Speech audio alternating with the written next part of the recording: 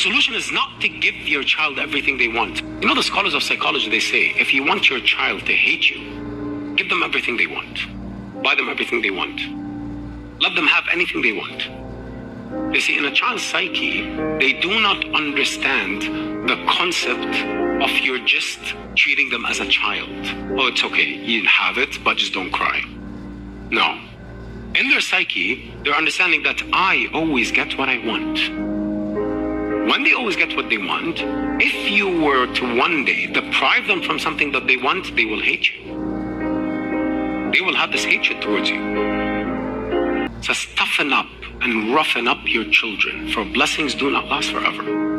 It says, no, toughen up and roughen up your children a little. Let them feel the pain that you go through as a father. Because many of us sometimes we tend to shelter our children. It's like, no, we shouldn't say this to them. No, it's not good for them. No, it is good for them.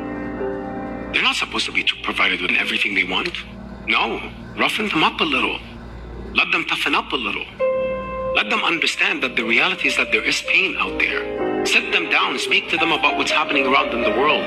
Let them feel with the pain of other children. Understand that they have a blessing and they're not supposed to be given everything they want all the time.